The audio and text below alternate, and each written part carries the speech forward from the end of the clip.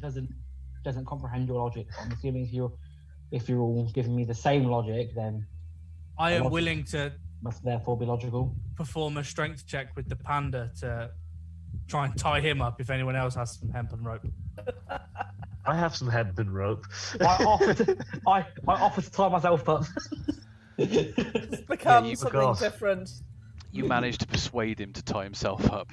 Just rolls over on his back like a submissive dog. He's like, so if I just get the thing round and then get it through there, and he's sort of trying to do it with his teeth. Cool. That's fine. One very confused cultist. Yeah, and this bloke's looking at him going, well, I thought you lot were a crack team of adventurers and heroes. Okay, the key word there is crack. Crack? The key word is were. Part of Polo's backstory is that the Wood Elf tribe he grew up in specialised in making crack. And moving on. So this is a children's game. Yeah, but this is PG. It's definitely PG-13. Okay, cool. So Sorry, WhizzKidz. I'll carry him. Okay, so you managed to carry him back to the the place, Greenest Keep, and you hand over this cultist to Escobert, who says to you, he's like, well, I tell you what, you've done a fantastic job there of saving the mill. Thank you. Yeah, and we have. You've even brought us a prisoner. Oh, that's fantastic. I'll tell you what, Governor Nighthill will be very happy that you've managed to bring someone in here that we can get some information from. And he summons 2 guards and says, you two, take him away to the stockade. We'll deal with him in a moment. Can I have my mask back? Just take that mask back. And you managed to grab the mask. After I come out at him. Governor Nighthill approaches you. Angry that he's now covered in tomato. Yeah. And says, well, you lot have saved us quite a lot of hassle in having, we don't have to rebuild that the mill. We've not lost the production facility that we would get from that. You've saved our food supply. Thank you. I've sent a team of men down to guard it from going on. But we're going to interrogate that lad that you brought up, and we're going to see what we can find out. You'll lot go and take a rest. I am so glad you've said this. Point me to your longest bed. And he sort of gestures. Oh, what's going on there? And he gestures towards the one of the rooms just off the courtyard. And you guys get to go and take a rest. Now, would you be wanting to take a long rest, or would you be wanting to take a short rest? Longest of rests, please. Longest of Preferably timed with a level up if possible. However, I don't. At your discretion. Yeah. Okay. yeah, it's completely up to you. So, thanks for letting the DM have control. Make the decisions. How dare we? It does make a change. I mean.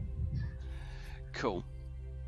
So, you're not going to get a level up just yet. That will be happening very soon. Don't you worry. But you do get a long rest, so you have several hours. At about Not anything. about 4 or 5 hours later, we'll say it's a longish rest, medium rest, erring on the longish side. So about just before dawn, you're woken by a guard who says, Governor Nighthill says he needs you on tower. We've got There's been a development. The force, the raiders, they seem to be moving out. And Off so we go! I'm off so we away. go. And so you find you make your way up onto the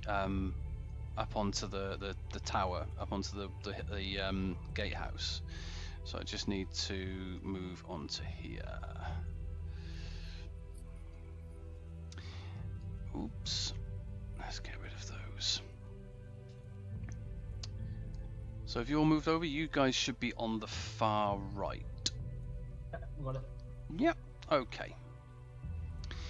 So you climb to the up onto the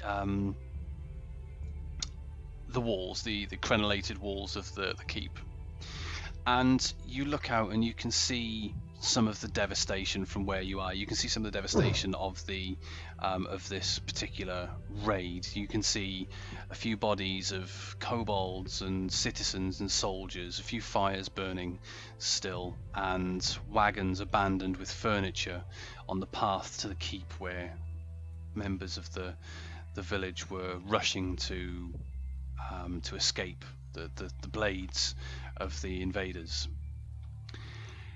80 yards away, you can see movement just down the hill, and from the darkness a creature strides into the dim light of the dying fires around the keep. It's nothing called love. It's I'm just gonna ignore you there, Toby, sorry dude. Although it is shaped roughly like a human, it is at least 7 feet tall. Its skin covered in, you can see even from here, blue scales. Its fingers bear wicked claws, and its face has the muzzle and reptilian eyes of a dragon. The creature stops about 80 yards from the main gate of the keep and scans the walls. A line of kobolds fan out behind it. With their spears, they prod 4 humans out into the dim light.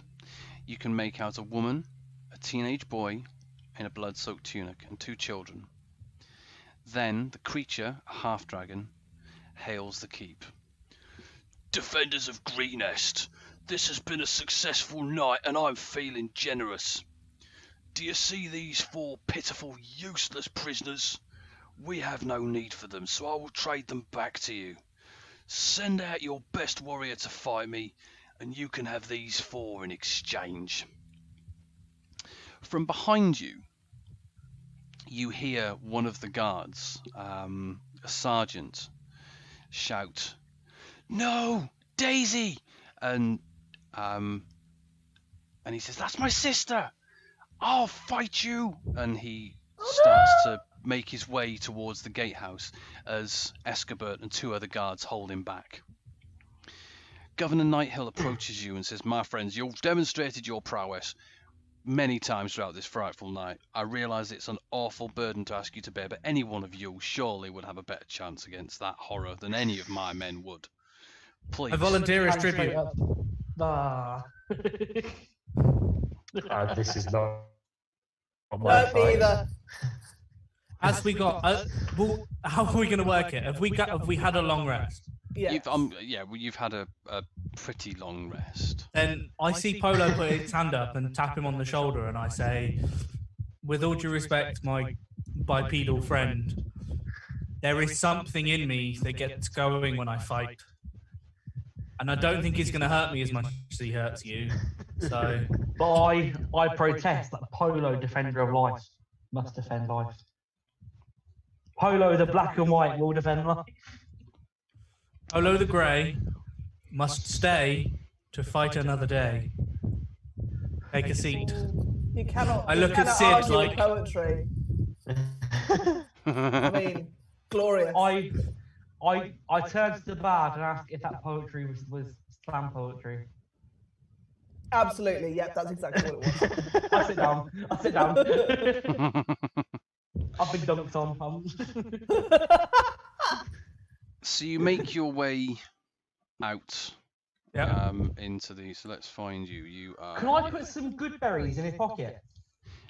You can do, yeah. Yeah. Yeah, if you want. Berry. Yeah. I'm also we're gonna follow down and like stay nearby. I'm getting a cure wounds. I'm gonna nudge the bard and ask the bard if he wishes to give some inspiration. Absolutely. Bardic Hang on. inspiration. My instrument. Okay, so are you all heading down onto the? Oh, she's got the ukulele out. I think it's very out of tune. So are you all heading down to down onto the floor down there? Yes. Yes. Personally, I choose to stay up on the wall. You can. Ew. You are more than welcome to do that. More. So I'm That's just a going to pop nice you guys girl. down here. There we go. Look. So you make your way out, and this half dragon comes forward, starts moving forwards, along with several kobolds prodding these prisoners and making them move along. He introduces himself across the distance. He says, in fact, what he does is he moves around this ruddy great wagon here. 'Cause Oh, so I couldn't see you over the wagon. You're a bit short. Oh. Oh. and he introduces Is that himself. more slam poetry? He says, Yes. I am I hate this name. Langdedrosa Kyanrath.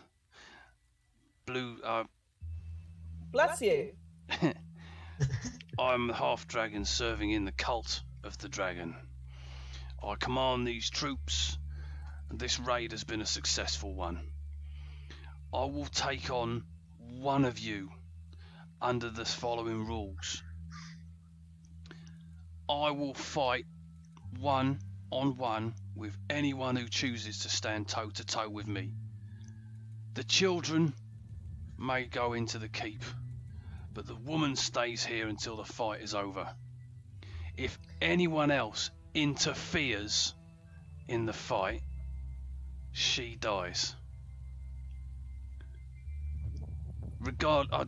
Whether I win or you win, which I find a laughable notion, my men will let her go. All right, seems fair. Do you agree to these terms? I would like, if the terms are going to be that she's going to be let go irrespective of the fight, I would She like will one of be- your men and one of my compatriots to guard the woman together. That seems fair. Can you roll a persuasion check for me, please, dude?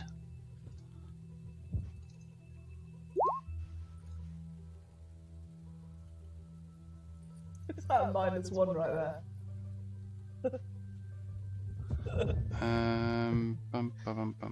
Yeah, let's give him that. Yep. So he. Oh, I didn't realise I had that on Whisper, but that's fine. He got an 8 on his challenge against that. So he's like, I see that this. I feel that's fair. Choose who you'll have to guard the woman. Me. Oh, pick me. Oh. I look at Sid and say, Pick me. would you mind us giving Polo the job? Oh, pick me. I think she can probably use a panda hug anyway. I'm sure Right. it'll make her feel better. Sir. I tap Polo on the arm in a really reassuring way. Say, Polo, Me. Do you remember doing that to try and get your arm up higher when you, school, when you yeah. did that? But me. I'm like leaning over the table like, Arching back. Me, sir, me. I know the answer. And then Polo. constantly saying the wrong answer. And then getting it wrong, yeah. It's 5. No, 2 + 2 is 4, Toby. Polo, I protect thought it was life. 3. Polo, protect life. Polo protect. oh, take a dash action.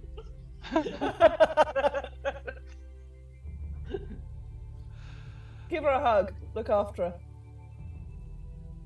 Cool. Okay, so let's move you guys out of the way. So you sort of find he agrees that you guys can find some middle ground. So I'm going to pop you guys over here because I'm nice. And so the kobold sort of looks over the woman who's now kneeling on the floor. She's seen her children go into the keep, into the loving arms of her brother. And the kobold looks over at you and goes, "All right." I say to the kobold, so do you come here often? No, first time.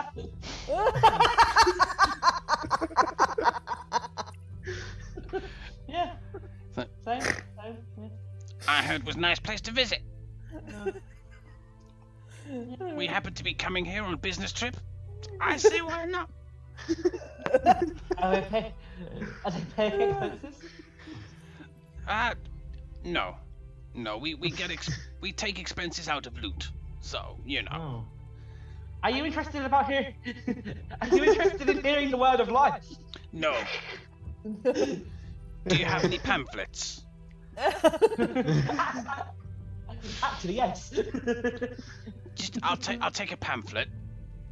And he sort of then just starts to avoid looking at you from that point on. He's like, On his insist, he takes a whole stack for all his friends too. Oh, yeah. Great, thanks.